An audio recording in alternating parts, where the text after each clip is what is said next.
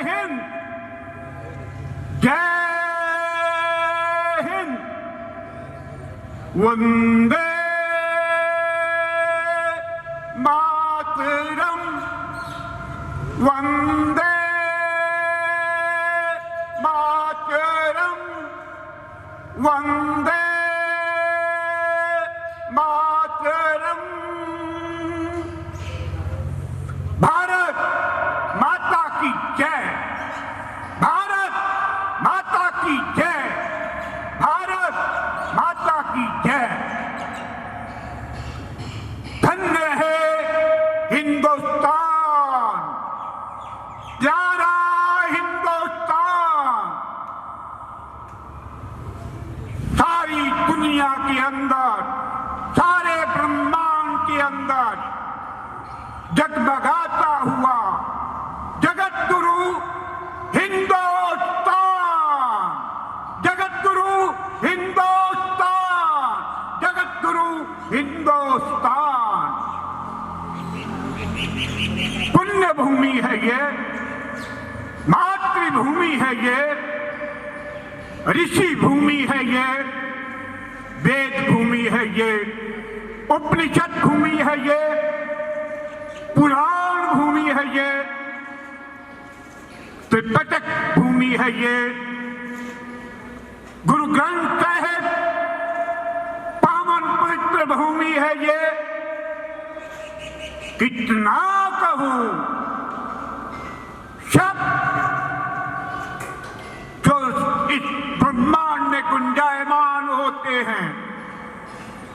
शब्दे धरती, शब्दे आकाश, शब्दे शब्द व्यापर का, सगली सृष्टि शब्द के पाछे नानक शब्द घटे घट आछे। वंदे मातरम, वंदे मातरम, वंदे मातरम। महान है ये देश, जगत गुरु था, जगत गुरु है, जगत गुरु रहेगा। क्यों? क्योंकि यही तो मार्गदर्शन देता है, यही तो पुण्य भूमि है, ब्रह्मांड भूमि है ये। यही कहती है, जिसे मैंने अपने शब्दों में लिखा, मानो मानो सब है एक, एक शक्ति के रूप अनेक। हम सब एक ही शक्ति के रूप हैं। अंडज, अंडों से जन्म लेने वाले, जेरस, शरीरों से जन्म लेने वाले, उद्भिद धरती फोड़ करके वनस्पतियां, पेड़ पौधे, नाना जड़ी बूटियां धरती फोड़ करके उत्पन्न होती हैं। स्वेदन जो जल से उत्पन्न होते हैं, जलचर, थलचर, नभचर, नाना प्रकार के जीव, चेतन और अचेतन, सब किसने बनाए?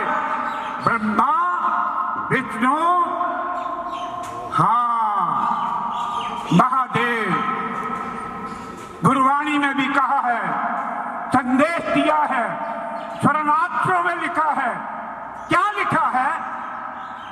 एको माई युगत में आई, तीन चेले परवान, एक संसारी, एक पंडारी, एक लाए दीवान। ब्रह्मा, विष्णु, महेश। और इनको शक्ति कहां से मिलती है?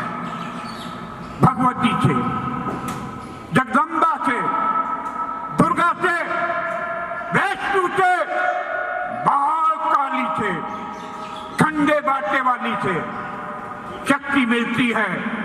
ओम से, ओंकार से, ओम भूर्भुवः स्वः तत्सवितुर्वरेण्यं भर्गो देवस्य धीमहि धियो यो नाम प्रचोदयात्।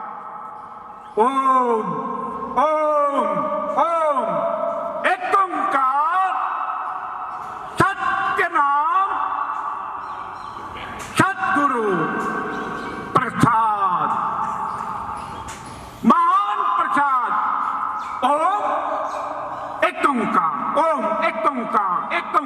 ओम ओम एक ओंकार। Oh God, help me. Who says in English, oh God, help me? It is an abbreviated 4 alphabet. O stands for Om. G, he who generates. O, he orates. D, he who dissolves. Brahma, Vishnu, Mahesh और उनकी शक्ति कौन है? शिव, शिवा। देह शिवा वर मोहे एहे, शुभ Karman ते कबहू न डरो, अच्छो जब चाहे निश्चय कर अपनी जीत करो।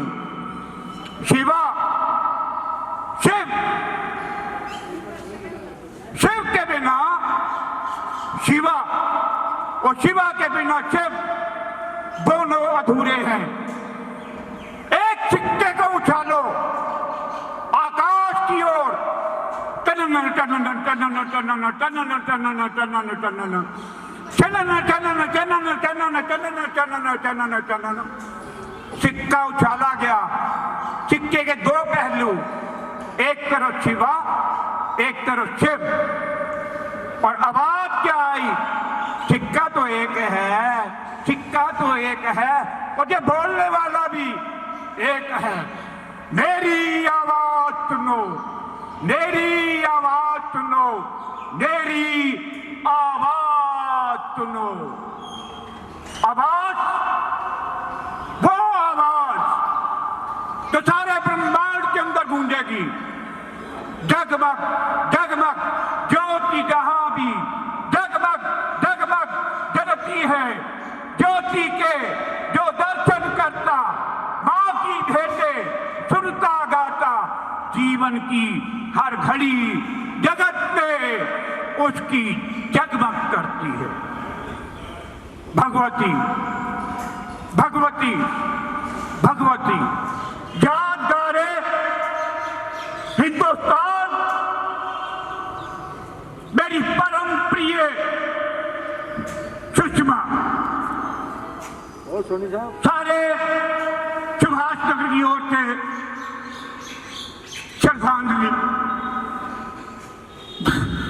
मेरी जीवन साथी, मेरी जीवन साथी, मैं इतना ही कहूंगा। आओ हम आज याद करें नेताजी सुभाष चंद्र बोस को, उस महान नायक को, राष्ट्र नायक को, विश्व नायक को।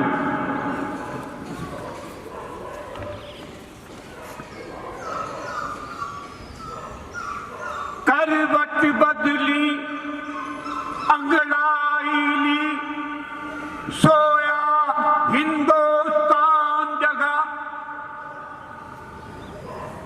करवट बदली अंगड़ाई ली, सोया हिंदुस्तान जगा।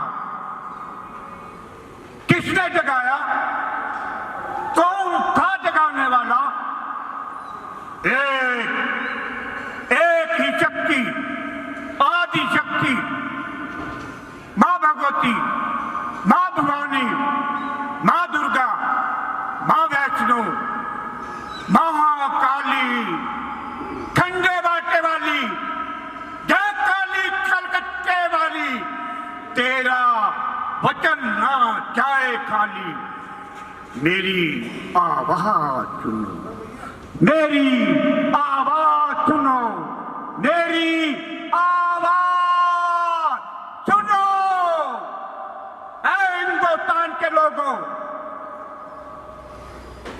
मैंने संकल्प लिया है अखंड हिंदुस्तान का, अखंड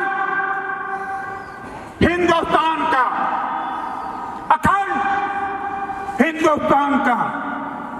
हम अरदास करते हैं कि जिन गुरुद्वारिਆਂ ਤੋਂ ਸਾਨੂੰ ਵਿਛੋੜਿਆ ਗਿਆ ਉਹਨਾਂ ਦੇ ਖੁੱਲੇ ਦੀਦਾਰ ਮਿਲਣ और सेवा संभालता खालसे ਨੂੰ मिले। खालसा जी गौर ਨਾਲ सुनना, गुरुद्वारे ही विछोड़े नहीं गए, मंदिर भी विछोड़े गए, मस्जिदां भी विछोड़ियां गईयां और चर्चा भी विछोड़ियां गईयां। अरदास पूरी कर दी है क्योंकि खालसा सर्वत का भला मंगता है। सर्वे भवन्तु सुखिनः, सर्वे सन्तु निरामया, सर्वे भद्राणि पश्यन्तु मा कश्चित् दुःखभाग् भवेत्। सर्वे भवन्तु को ही तो आम भाषा के अंदर सर्वत का भला कहा। हमें सर्वत का भला करना है, सबका भला करना है।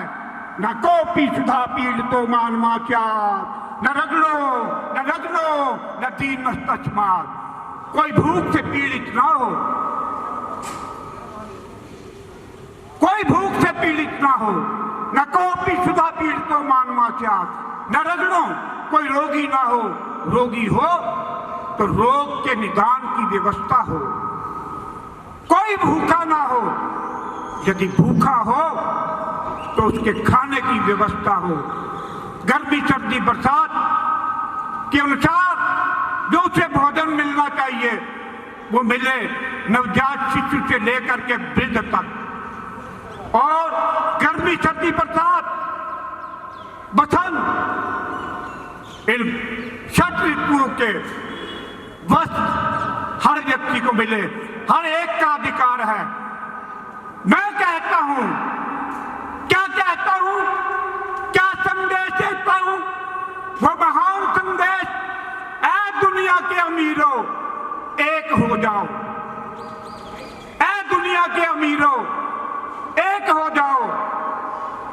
मैं दावे के साथ कहता हूं कि 1 साल के अंदर कोई भी गरीब नहीं होगा, कोई भी भूखा नहीं होगा, कोई भी वस्त्र के बिना नहीं होगा, कोई भी दवा दारू जिसकी सेवा सुरक्षा होनी चाहिए शेष नहीं बचेगा। क्यों? क्योंकि मेरी कल्पना, मेरा सब महान है, महान है, महान है। भारत माता की जय, वंदे मातरम, बोले सोनिया, सत श्री अकाल, जयकारा वीर बजरंगे, हर हर महादेव, हर हर महादेव। आओ पुष्पांजलि अर्पित करें। देखो धरती माता भी पुष्पांजलि दे रही है अपने लाडले को, अपने प्यारे को, अपने दुलारे को, अपने नेताजी सुभाष चंद्र बोस को। ये सुभाष नगर है, हिंदुस्तान का दिल दिल्ली, वो दिल्ली का दिल सुभाष नगर। और धड़कन धड़कती है किनके दिलों में? जो आवाज को सुन करके जिनका रक्त हिलोरे ले रहा है। सुभाष नगर, सुभाष नगर, सुभाष नगर। अमर शहीदा ने सिर दे के बनया मुद्द कहानी दा। आजादी है असल नतीजा पीरां दी कुर्बानी दा। आजादी है असल नतीजा वीरां दी कुर्बानी दा। लखां प्रणाम उन्हां जिन्ना प्यार निभाया है। आजादी दी भेंट इन्हां जीवन मुल चुकाया है। नालू ना दे ना रोशन है झांसी वाली रानी दा। आजादी है असल नतीजा हीरा दी कुर्बानी दा। केसरी बाना सजाए वीर का श्रृंगार कर, ले चले हम राष्ट्र नौका को भंवर से पार कर। केसरी बाना सजाए वीर का श्रृंगार कर, ले चले हम राष्ट्र नौका को भंवर से पार कर। ले चले हम राष्ट्र नौका को भंवर से पार कर। नन्हा बालक, युवक बालक क्या कहता है? गुरबाणी संदेश देती है, एती मार पई कुरला कुरलान तैकी दर्द ना आयो। एती मार पई कुरलान तैकी दर्द ना आयो। एती मार पई कुरलान तैकी दर्द ना आयो। तैकी दर्द ना आयो। एक ओंकार सतनाम वाहेगुरु वाहेगुरु जी की फतेह। एक ओंकार सतगुरु प्रसाद। वाहेगुरु जी की फतेह, वाहेगुरु जी की फतेह। ये पावन पवित्र हिंदुस्तान जहां पर छत्रपति शिवाजी महाराज हुए, हिंदू पद पातशाही छत्रपति शिवाजी महाराज, जिन्होंने कहा मां मां मां, मां भगवती प्रकट हो गई उनके सामने।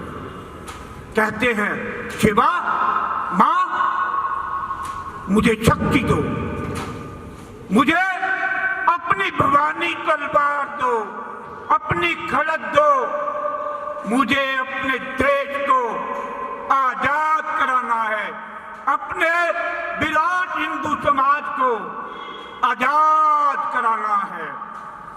आजादी बड़ी प्यारी होती है, बड़ी दुलारी होती है। आजादी के लिए तो नानक ने आवाज लगाई, एती मार पई कुरलाने तैकी दर्द ना आए। दूसरे पातशाह अंगद ने मजबूती के साथ पैर रखा, आने वाली पीढ़ियों को कहा मजबूत बनो। और अमरदास, बाबा अमरदास ने हमको अमरता प्रदान करी। और गुरु रामदास, उन्होंने अपने को किसी भी गुरु ने प्रथम पातशाह से लेकर के तीसरी गुरु गद्दी तक और सात संगत ने नानक दास नहीं कहा, क्या कहा? रामदास। राम राम राम, महानायक राम, तेता का राम। तेता में मानियो रावण मार राम रघुवंश कहायो। 10 अवतारी राजा राम आया, दैता मार सबाई। रावण और राम, राम और रावण दो पात्र हुए हैं त्रेता युग के अंदर। राम की परिभाषा गुरु ग्रंथ साहब में अंकित जो है ना, वो महान परिभाषा है। आगे क्या लिखा एक अन्य शब्द में, राम गयो रावण गयो जाको बहु परिवार। नानक इस जग में कछु स्थिर नहीं, सब सपने हो क्यों संसार, राम गयो रावण गयो। किस राम की बात हो रही है गुरु ग्रंथ साहब में? एक राम दशरथ का बेटा, एक राम जो घट घट देखा, एक राम का सकल पसारा, एक राम जो सबसे न्यारा। नानक गणित जानते थे, गणित के विद्वान थे, मौलवी से शिक्षा पाई थी, महाब्राह्मण से शिक्षा पाई थी, अंगणित सीखा था। वो एक एक एक एक एक एक कह करके कह दिया, एक राम दशरथ का बेटा, एक राम जो घट घट देखा, एक राम का सकल पसारा, एक राम जो सबसे न्यारा। पहले राम तो बनो, माँ बाप के अच्छे बच्चे तो बनो, अच्छे पति तो बनो, अच्छी पत्नी तो बनो। यदि राम और सीता नहीं बन पाए, भरत और शत्रुघ्न नहीं बन पाए, जुझार सिंह, फतेह सिंह, जोरावर सिंह और चौथे साहबजादे नहीं बन पाए, तो कैसे बनोगे? आप घट घट के राम को नहीं देख सकते थे, आप दशरथ के बेटे को भी नहीं जान सकते, रामायण ही नहीं पढ़ी, रामचरितमानस ही नहीं पढ़ी, तो वाल्मीकि कैसे बनोगे? वाल्मीकि बनने के लिए, तुलसीदास बनने के लिए दशरथ के बेटे के पास जाना ही पड़ेगा, उसे समझना ही पड़ेगा। यदि उसको समझ गए तो जिंदगी सारी बदल गई। जिंदगी का क्षण क्षण, कण कण, रोम रोम बदल जाएगा। रोम रोम में रमने वाला वो राम फिर हर जगह दिखाई देगा। सिया राम में सब जग जानी, फिर चारों ओर ब्रह्मांड के अंदर सिया और राम दिखाई देने लगेंगे। सिया और राम दिखाई देने, तेरे में राम, मेरे में राम, तेरे में सिया, मेरे में सिया, फिर अंतर कहां रह जाएगा?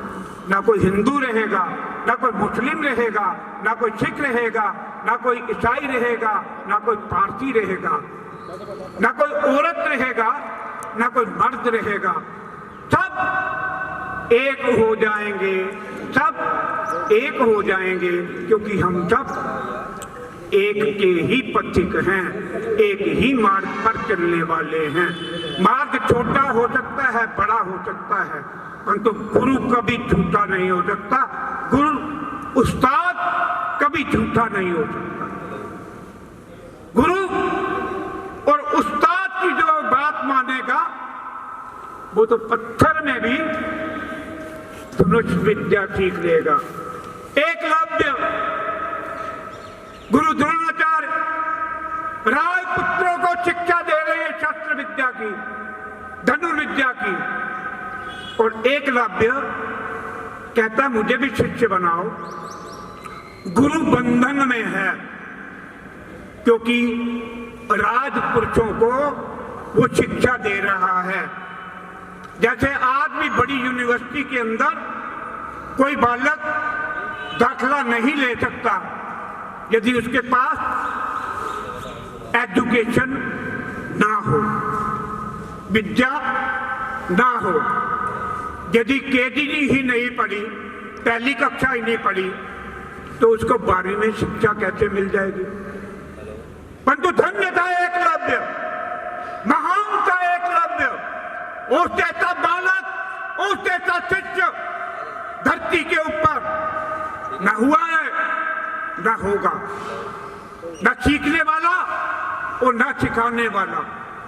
एकलव्य, एकलव्य, महान एकलव्य शिष्य बनना है तो एकलव्य की तरह, शिष्य बनना है तो लहणा की तरह।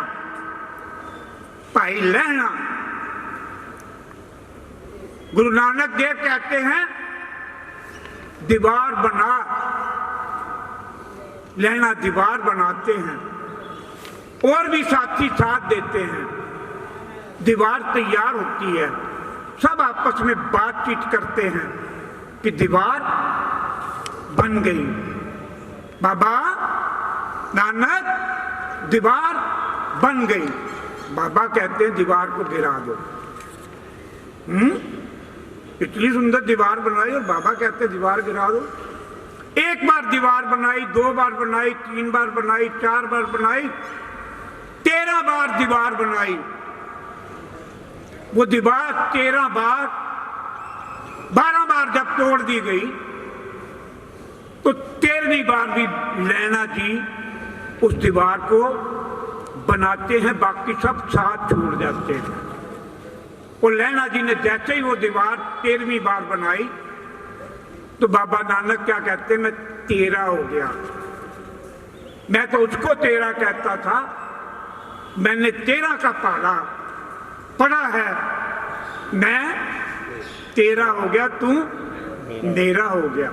13 और मेरा का अंतर खत्म हो गया, नानक और लहणा में अंतर खत्म हो गया और लहणा जो है अंगत बन गया। क्या बन गया? कैसे?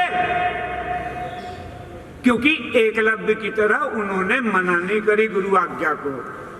और ऐसा ही मेरे बड़े भाई 81 वर्ष जिन्होंने गुरु की सेवा करी, कितने वर्ष? 21 साल उन्होंने संपूर्ण सेवा करी, सोच समझ करके गुरु की आज्ञा का पालन किया, कोई उल्लंघना नहीं करी। गुरु ने कहा ये कर तो उन्होंने वो किया। दीपावली की रात है, चारों ओर दिए जगमगा रहे हैं, प्रकाश उत्सव मनाया जा रहा है। उस उत्सव के दौरान, प्रकाश के दौरान मेरे 81 वर्षीय भ्राता अपने जीवन की लीला को समाप्त करके सचखंड में प्रवेश कर जाते। मैंने कई मंत्र बोले, मंत्र बोलता गया, रूह सिमटती गई और रूह इस प्रकार से सिमटी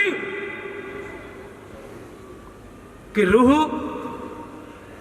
और गुरु, गुरु और रूह दोनों एक हो गए, दोनों एक हो गए। अंत में मैंने कहा तमसो मां ज्योतिर्गम अस्तो मां सद्गम मृत्योर्माम मृत्योर्माम अमृतगम। अमृत का पान किस प्रकार किया जाता है वो वेद बताते हैं। बाबा नानक वेदी था। कौन थे? उनका परिवार, पिता और माता एक वेद के जानकार थे। क्या कहना है धरती के नानक का? एक वेद के ज्ञाता होकर के उन्होंने पंचम वेद रच दिया, गुरु ग्रंथ साहब की रचना कर दी 10 प्रकाश में पहुंच करके, और 11 ऐसा ग्रंथ दे दिया कि सारी मानव जाति का कल्याण हो गया। मत झूठे, झूठा सोई जो ना विचारे। कौन कह रहा है? गुरबाणी कह रही, मैं नहीं कह रहा। मेरी वाणी में क्या ताकत है मैं कुछ कहूं? गुरबाणी कहती है वेद कतेब कहो मत झूठे, झूठा सोई जो ना विचारे। जो विचारता नहीं, झूठा तो वो है। यानी कि वेद और पुराण झूठे नहीं है, उपनिषद झूठे नहीं है। झूठा तो इंसान होता है, झूठा तो इंसान होता है, और इंसान नहीं बेईमान झूठा होता है। इंसान तो सच्चा होता है, और सच्चा कभी झूठा नहीं होता है।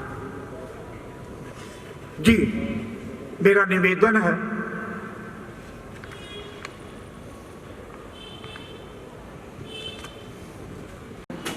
भजन सिंह जी सपुत्र श्री गुजर राम श्री गुजर राम गुजर राम गुजर राम राम राम गुजर राम ये आजाद हिंद फौज के इनके पिताजी सदस्य थे, युद्ध में भाग लिया, योद्धा थे और आज उनके सुपुत्र यहाँ पर आए हैं।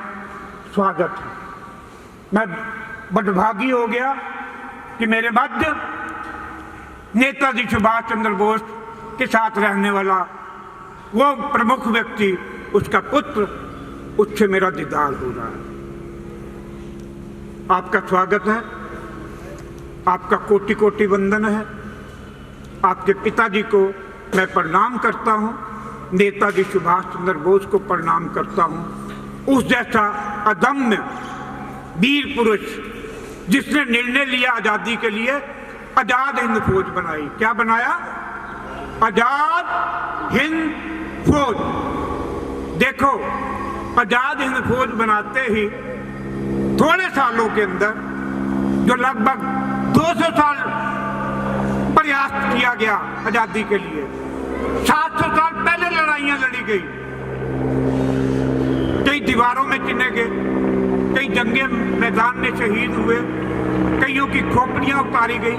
अरदास करते हैं, जिन्ना हट्ठियाँ जप्पियाँ तप्पियाँ, जिन्ना हट्ठियाँ जप्पियाँ तप्पियाँ, वंड छकिया तेग बहाई। हट्ठी कौन होते हैं? हठ योगी। कौन? हठ योगी।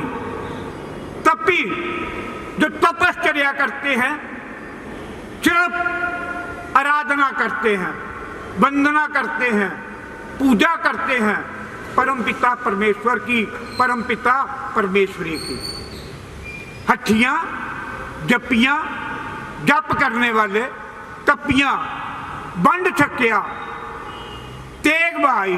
तेग किसने बहाई? त्यागमल ने। पहले मीरी पीरी पहनी छठे गुरु ने, नहीं मीरी पीरी पहनी गुरु अर्जन देव जी के बलिदान के बाद, और तेग पहली बार बहाई किन्होंने? त्यागमल ने। किसने? और जनता पुकार कर उठी, तेग बहादुर, तेग बहादुर, तेग बहादुर, और वो नाम उनका तेग बहादुर ही हो गया। पुत्र उनके घर हुआ, क्या नाम? गोविंद राय। क्या नाम? गोविंद राय, यानी कि गोविंद की राय से आया हुआ बालक, 9 वर्ष का बालक।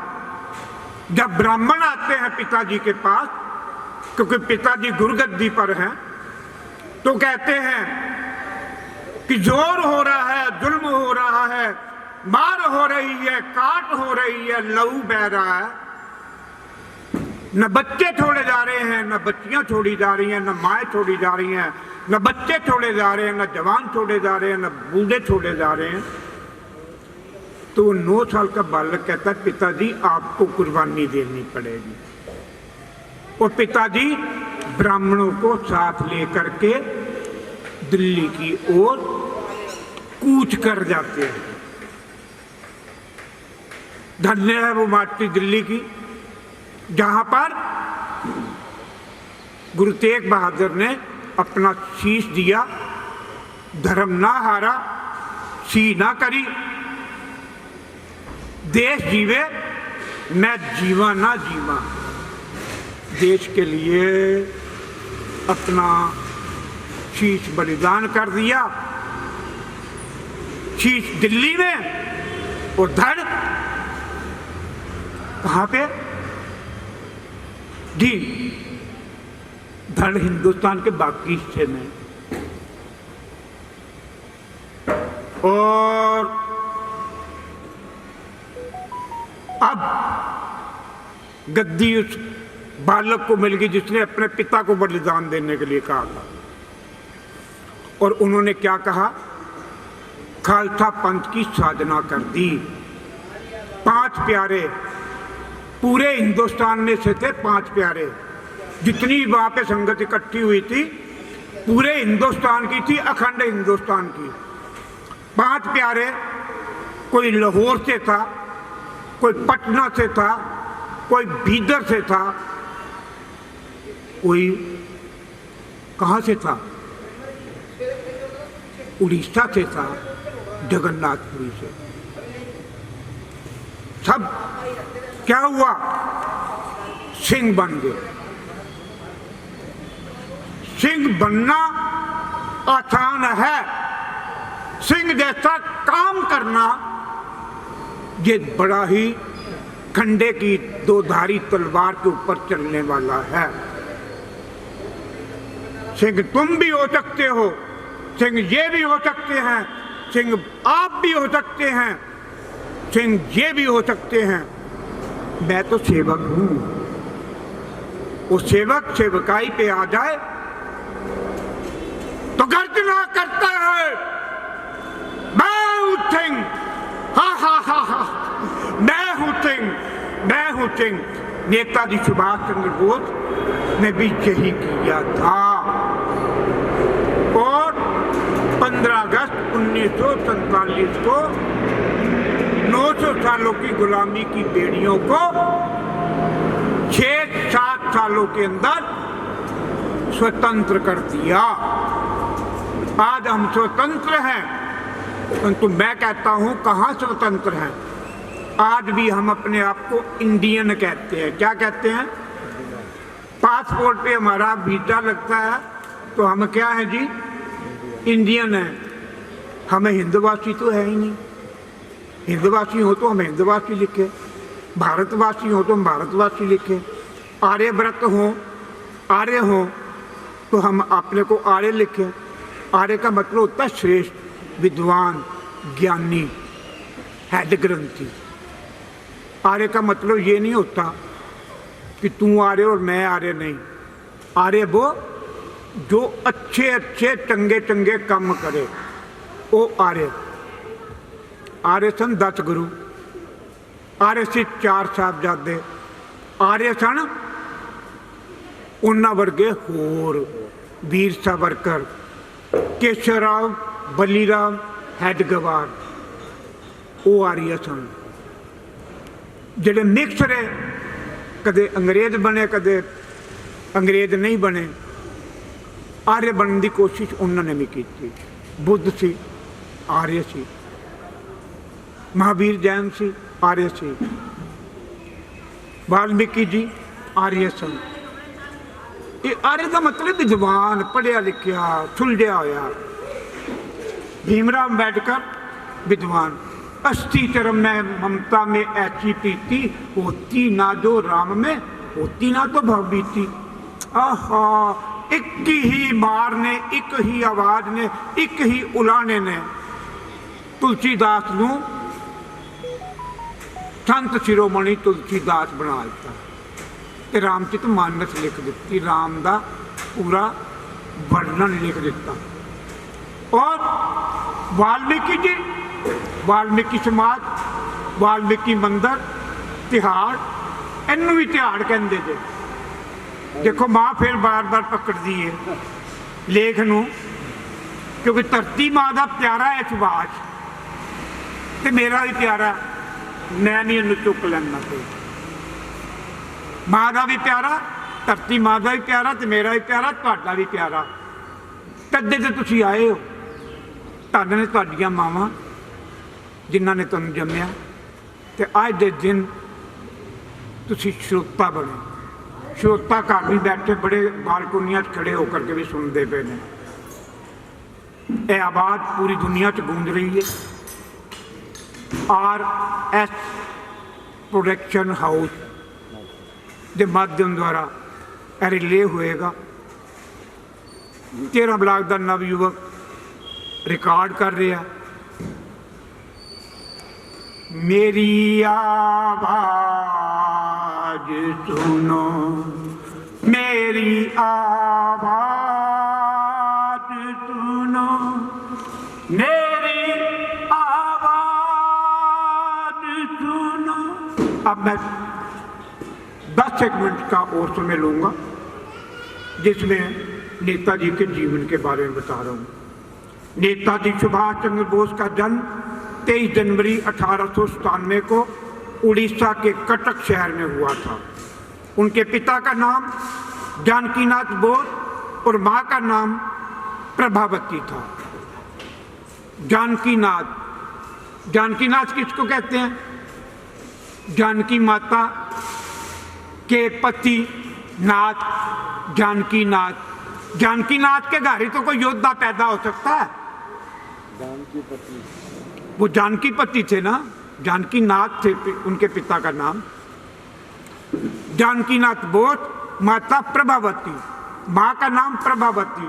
वो प्रभावशाली व्यक्तित्व था, माँ की कोख वो प्रभावती थी, तभी तो उसके घर में विश्व नायक, राष्ट्र नायक पैदा हुआ और देश को आज़ादी दे गया।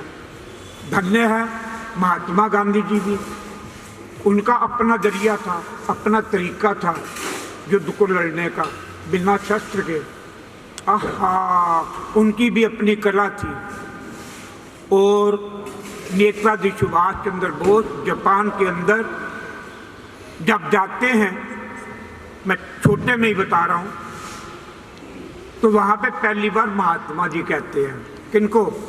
गांधी जी को महात्मा जी कहते हैं। तब से वो महात्मा गांधी हो गए। और महात्मा जी ने उन्हें पहली बार नेता कहा 1942 में। नेता पहली बार नेताजी सुभाष चंद्र बोस को नेता शब्द का प्रयोग। आज कहाँ है नेता? ये कार्यक्रम हो रहा है, कोई नेता है? हाँ है नेता।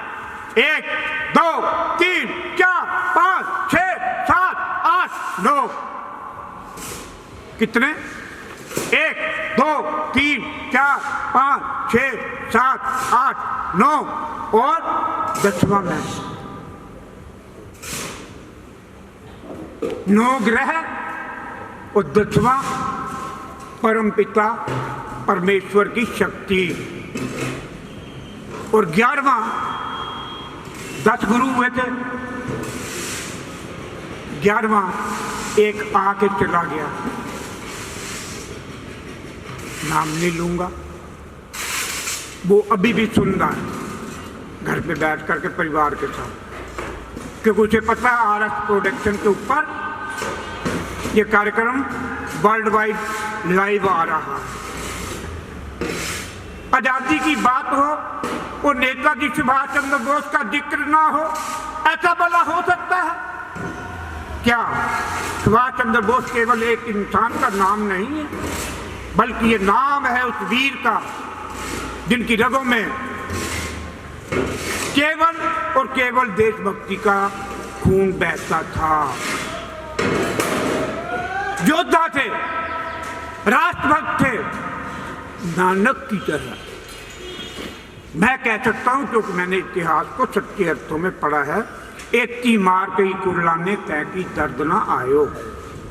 एक राष्ट्रभक्त कह सकता है, राष्ट्र विद्रोही नहीं कह सकता। गलत तो नहीं कह रहा जी? बोस भारत माँ के उन 20 सपूतों में से एक है जिनका कर्ज आजाद भारतवासी कभी नहीं चुका सकते। हम ऋण नहीं चुका सकते उनका, क्योंकि उनके साथ अनेक सूरमा बलिदान हुए। जंगलों के अंदर भूख और प्यास से जख्मी हालत के अंदर ना जाने कितने दिन उन्होंने व्यतीत किए। कीट पतंगे, सर्प, जहरीले पशुओं के बीच में और हिंसक पशुओं के बीच में होकर के गुजरना होता था। घबराए नहीं, उन्हें देश के लोगों की आज़ादी चाहिए थी। प्रारंभिक जीवन नेताजी सुभाष चंद्र बोस का जन्म 23 जनवरी 1897 को उड़ीसा के कटक शहर में हुआ। उनके पिता का नाम जानकीनाथ बोस और माँ का नाम प्रभावती था। जानकीनाथ बोस कटक शहर के मशहूर वकील थे। कौन थे? मशहूर वकील थे। भाई वकील के घर में ही तो कोई सियाना पैदा होगा, कोई पढ़ा लिखा पैदा होगा, कोई देशभक्त पैदा होगा यदि वकील सच्चा होगा तो। पिता क्या थे? सच्चे थे। राम का नाम था उनका, जानकी के नाथ थे वो प्रभावती के पति थे। बहुत एक समृद्ध परिवार से थे, इसलिए इन्हें अच्छी शिक्षा प्राप्त थी। इन्होंने कलकत्ता के स्कॉटिश चर्च कॉलेज से उन्होंने दर्शन शास्त्र में स्नातक की डिग्री हासिल की थी। साल 1919 में वे भारतीय प्रशासनिक सेवा की तैयारी के लिए इंग्लैंड पढ़ने गए। उन्होंने भारतीय प्रशासनिक सेवा के लिए 1920 में आवेदन किया और इस परीक्षा में चौथा स्थान ग्रहण किया। प्रथम, द्वितीय, तृतीय, चतुर्थ, लाखों लोग बैठते थे इस परीक्षा के अंदर। चौथा स्थान प्राप्त करना यानी कि सतयुग, त्रेता, द्वापर, कलयुग, चारों युग को जीतने वाला नेताजी सुभाष चंद्र बोस, तभी उन्होंने चौथा स्थान प्राप्त किया। प्रथम तो जिनका था वो तो पंचम पातशाह थे, तख्ते तो पर बैठ के सी नहीं किया जिन्होंने।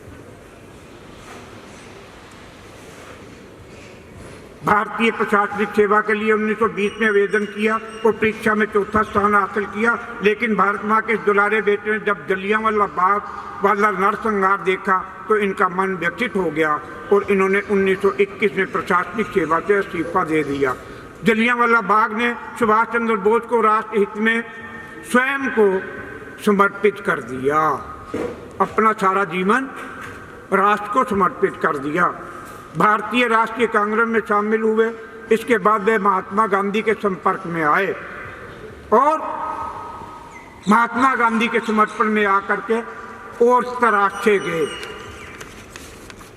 उन्होंने महात्मा गांधी के चरणों में बैठ के बहुत कुछ सीखा, प्रेम सीखा, स्नेह सीखा, दुलार सीखा, मानवता सीखी और राष्ट्र का कैसे प्यार किया जाता है वो सीखा।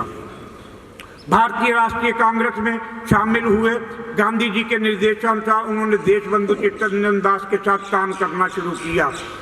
चित्तरंजन दास उनके गुरु थे जिन्होंने अपनी शरण में लेकर के शिक्षा दी। और महागुरु कौन थे? महात्मा गांधी। 1828 में जब साइमन कमीशन आया तब कांग्रेस ने इसका विरोध किया। 1928 में कांग्रेस का वार्षिक अधिवेशन मोतीलाल नेहरू की अध्यक्षता में कोलकाता में हुआ। मोतीलाल नेहरू कौन है? पंडित जवाहरलाल नेहरू के पिता। उस दौरान गांधी जी ने पूर्ण स्वराज की मांग से सहमत नहीं थे। वहीं सुभाष को, जवाहरलाल नेहरू को पूर्ण स्वराज की मांग के पीछे हटना मंजूर नहीं था। नेताजी भी चाहते थे पूर्ण स्वराज मिले और जवाहरलाल नेहरू भी यही चाहते थे पूर्ण स्वराज मिले। महात्मा गांधी जी बड़े ही सियाने थे कि उन्हें मालूम था देने वाले से लेना है ना, तो देने वाले के साथ मिल के रहो। तो उन्होंने उनका साथ ले करके देश की आज़ादी की बागडोर को संभाले रखा। अंत में यह तय किया गया कि अंग्रेज सरकार के डोमिनियन स्टेटस देने के लिए 1 साल का वक्त दिया जाए। अगर 1 साल में अंग्रेज सरकार ने ये मांग पूरी नहीं की तो कांग्रेस पूर्ण स्वराज की मांग करेगी, परंतु अंग्रेज सरकार ने ये मांग पूरी नहीं की। इसलिए 1930 में जब कांग्रेस का वार्षिक अधिवेशन जवाहरलाल नेहरू की अध्यक्षता में लाहौर में हुआ। कहाँ? लाहौर में। लाहौर से एक पंज प्यारा भी आया था, मालूम है? उस समय अखंड हिंदुस्तान में लाहौर से एक प्यारा आया था जिसने चीज देने के लिए गुरु के कहने पे चोला धारण किया था। 5 प्यारों में शामिल हुए थे। तो लाहौर में ही अधिवेशन हुआ क्योंकि वो पवित्र धरती थी, वहां से आया हुआ योद्धा प्रेरणा स्रोत था। और वहां तय किया गया कि 26 जनवरी का दिन स्वतंत्रता दिवस के रूप में मनाया जाए। क्या? 26 जनवरी को गणतंत्र दिवस मनाया जाता है। 3 दिन बाद हम गणतंत्र दिवस में मनाएंगे। ये देन किसकी है? पंडित जवाहरलाल नेहरू, नेताजी सुभाष चंद्र बोस, महात्मा गांधी की, कि 26 जनवरी के दिन को चुना गया गणतंत्र दिवस के रूप में और 15 अगस्त को हमने आज़ादी पाई। 26 जनवरी 1931 को कोलकाता में राजध्वज फहराकर सुभाष एक विशाल मोर्चे का नेतृत्व कर रहे थे, तभी पुलिस ने उन पर लाठी चलाई और उन्हें घायल कर जेल भेज दिया। जब सुभाष जेल में थे तब गांधी जी ने अंग्रेज सरकार से समझौता किया और सब कैदियों को रिहा करवा दिया, लेकिन अंग्रेज सरकार ने भगत सिंह जैसे क्रांतिकारियों को रिहा करने से साफ इनकार कर दिया। अंग्रेज चाहते थे कि इन देश के अंदर आपस में फूट पड़ जाए, एक इधर हो जाए एक उधर हो जाए और हमारा चक्की चलती रहे। तो चक्की कौन पीसते रहे? हिंदुस्तानी। जैसे बाबर के जेल के अंदर बाबा नानक ने चक्की पीसने के का जोर दिया गया, उस तरह से इन्हें भी चक्की में पीसा जाए। भगत सिंह, राजगुरु और मुक्तेश्वर दत्त को उन्होंने फांसी दे करके समाज को बांटने की कोशिश करी, परंतु समाज बचा नहीं, देश बच गया। लेकिन अंग्रेज सरकार ने भगत सिंह जैसे क्रांतिकारियों को रिहा करने से साफ इनकार कर दिया। सुभाष चाहते थे कि इस विषय पर गांधी जी अंग्रेज सरकार के साथ किया समझौता तोड़ दें, लेकिन गांधी जी अपनी ओर से दिया गया वचन तोड़ने को राजी नहीं थे। अंग्रेज सरकार अपने स्थान पर अड़ी रही और भगत सिंह व उसके साथियों को फांसी दे दी गई। भगत सिंह को न बचा पाने में सुभाष गांधी जी और कांग्रेस से नाराज हो गए। उन्हें अपने क्रांतिकारी जीवन में 11 बार जेल जाना पड़ा। किनको? नेताजी सुभाष चंद्र बोस 11 बार जेल गए। 2 बार राष्ट्रीय कांग्रेस के अध्यक्ष बने, पहली बार, और दूसरी बार गांधी जी जिसके पक्ष में थे उसको हरा करके अध्यक्ष बने, परंतु जीतने के बाद उन्होंने उस पद से त्याग पत्र दे दिया, इस्तीफा दे दिया, क्योंकि वो गांधी जी को बहुत प्यार करते थे। और अच्छा बेटा अपने बाबा के साथ अच्छा व्यवहार करता है, बाबा की बात में समझ आवे या ना आवे। भगत सिंह को ना बचा पाने पर सुभाष गांधी जी और कांग्रेस से नाराज हो गए। उन्हें अपने क्रांतिकारी जीवन में 11 बार जेल जाना पड़ा। राष्ट्रीय योजना समिति सुभाष को जल्द ही बंगाल अधिनियम के अंतर्गत दोबारा जेल में डाल दिया गया। इस दौरान उन्होंने करीब 1 साल तक जेल में रहना पड़ा और बाद में बीमारी की वजह से उनको जेल में रिहाई मिली। बीमारी एक षड्यंत्र रचा था अंग्रेजों ने कि किसी तरह से नेताजी सुभाष चंद्र बोस से छुटकारा मिल जाए। और देश के भी कुछ देशद्रोही थे जो चाहते थे किसी तरह से छुटकारा मिल जाए, नाम लेने की आवश्यकता नहीं। इस दौरान उनको करीब 1 साल तक जेल में रहना पड़ा। बाद में बीमारी की वजह से उनको जेल से रिहाई मिली। उनको भारत से यूरोप भेज दिया गया। वहाँ उन्होंने भारत और यूरोप के मध्य राजनीतिक और सांस्कृतिक संबंधों को बढ़ाने के लिए कई शहरों में केंद्र स्थापित किए। उनके भारत आने पर पाबंदी होने के बावजूद वो भारत आए, परिणामतः उन्हें 1 साल के लिए जेल में जाना पड़ा। भाई देखो, देश में आए वापस तो अंग्रेज सरकार ने उनको जेल में डाल दिया, क्योंकि जड़ें अंग्रेज सरकार की, चूल्हे अंग्रेज सरकार की वही हिला सकते थे, उनकी आजाद हिंद फौज। और इस तरह से 1937 के चुनावों के बाद कांग्रेस पार्टी 7 राज्यों में सत्ता में आई। उसके बाद सुभाष को रिहा किया गया। जीत फटकार देती है सरकार को और नेताजी सुभाष चंद्र बोस रिहा कर दिए जाते हैं। इसके कुछ समय बाद सुभाष कांग्रेस के हीरापुर अधिवेशन 1938 में अध्यक्ष चुने गए। अपने कार्यकाल के दौरान सुभाष ने राष्ट्रीय योजना समिति का गठन किया। 1939 के त्रिपुरी अधिवेशन में सुभाष को दोबारा अध्यक्ष चुन लिया गया। देखो क्या कमाल है, क्या व्यक्तित्व रहा होगा, कितना पढ़ा लिखा नौजवान होगा, कितना उसके चेहरे पे तेज होगा, कितना उसकी वाणी में ओज होगा। दूसरी बार अध्यक्ष चुन लिए गए। सुभाष का मुकाबला पट्टा भी सीतारमैया से था। सीतारमैया को गांधी जी का पूर्ण समर्थन प्राप्त था। समर्थन होने के बावजूद नेताजी जीतते हैं। बस थोड़ा सा और रह गया। 203 मतों से सुभाष जीत गए। कितने? 1 नहीं, 2 नहीं, 3 नहीं, 100 नहीं, 150 नहीं, 203 मतों से सुभाष चुनाव जीत गए। परंतु गांधी जी का सम्मान करते हुए उन्होंने उस पद से इस्तीफा दे दिया। कांग्रेस कार्यकारिणी के 14 में से 12 सदस्यों ने इस्तीफा दे दिया। जवाहरलाल नेहरू तो तटस्थ बने रहे, अकेले शरद बाबू सुभाष के साथ रहे। शरद बाबू साथ रहे और नेहरू भी साथ रहे। 80% नेहरू में भी देशभक्ति थी, 20% अंग्रेज भक्ति थी। कांग्रेस अध्यक्ष पद का इस्तीफा 1939 का वार्षिक अधिवेशन टिप्पणी में हुआ। इस तरह से 1939 में कांग्रेस अध्यक्ष से इस्तीफा दे दिया। फॉरवर्ड ब्लॉक 3 मई 1939 को कांग्रेस के अंदर ही फॉरवर्ड ब्लॉक के नाम से अपनी पार्टी की स्थापना करी। द्वितीय विश्व युद्ध शुरू हो गया, आजाद हिंद फौज से संबंध हो गया। इस तरह से एक बार उनको नज़रबंद किया, वहाँ से ये चोरी छिपे वहाँ से निकल गए। अफगानिस्तान के रास्ते से रशिया होते हुए जापान पहुँचे, यूरोप पहुँचे, जगह जगह स्थान स्थान जा कर के देश की जागृति करी, लोगों को जोड़ा।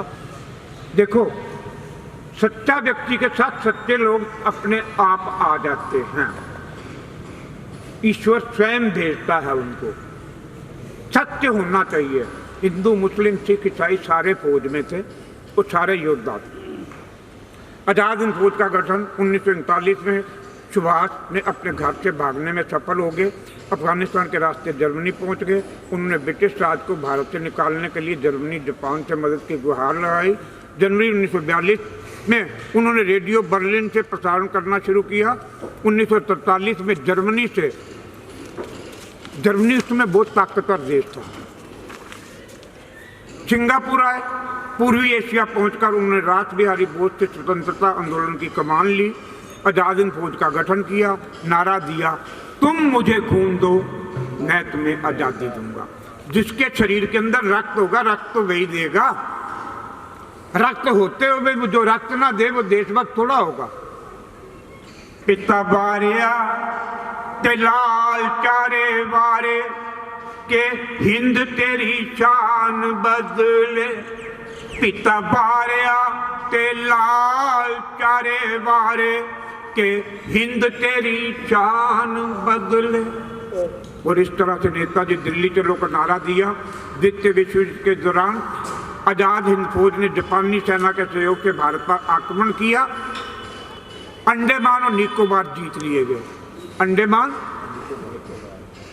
इस द्वीप को आरजी हुकूमत आजाद हिंद के अनुशासन में रहे। निकोबार और अंडमान द्वीपों को नाम दिया शहीद द्वीप और स्वराज द्वीप। नींव रख दी देश की आज़ादी की। और अंग्रेज़ों का पलड़ा कभी भारी रहा, कभी आज़ाद हिंद फौज का पलड़ा भारी रहा। कहीं शहीद हुए इधर से और कहीं उधर से भी अपने देश के लिए युद्ध किया उन्होंने, अंग्रेज़ों ने। गांधी जी को राष्ट्रपिता कहा। 6 जुलाई 1944 को आज़ाद हिंद रेडियो पर अपने भाषण के माध्यम से गांधी जी को संबोधित करते हुए नेताजी ने जापान से सहायता लेने का अपना कारण आरजी हुकूमत आज़ाद हिंद फौज की स्थापना के उद्देश्य के बारे में बताया। इस भाषण के दौरान नेताजी ने गांधी जी को राष्ट्रपिता कहा और गांधी जी ने उन्हें नेता कहा। हिंदुस्तान जाग गया। सन 1941 आज़ाद हिंद फौज की प्रेरणा और कुर्बानी से अंततः देश 1947 15 अगस्त को आज़ाद हो गया। बहादुर शाह जफर, झांसी की रानी, तांतिया टोपे, वीर सावरकर, उधम सिंह, भगत सिंह, बुटेश्वर दत्त, राजगुरु, जलियांवाले बाग की कुर्बानी, खूब लड़ी मर्दानी, वो तो झांसी वाली रानी थी। रानी झांसी की रेजिमेंट भी नेताजी सुभाष चंद्र बोस ने बनाई थी। और अंत में ये कहता हुआ, खूब लड़ी मर्दानी, वो तो झांसी वाली रानी थी। खूब लड़ी मर्दानी, वो तो झांसी वाली रानी थी। खूब लड़ी मर्दानी, वो तो झांसी वाली रानी थी। बुंदे ले हर बोलों के मुख हमने सुनी कहानी थी। बुंदे ले हर बोलों के मुख हमने सुनी कहानी। मेरी आवाज सुनो, मेरी आवाज सुनो, मेरी आवाज सुनो। क्या बात है। इधर आजा, ढोल बजा दे जरा। इसमें राम मंदिर का भी है। राम मंदिर के लिए मैंने अपनी आवाज समर्पित की थी। क्या कहा था? आजा।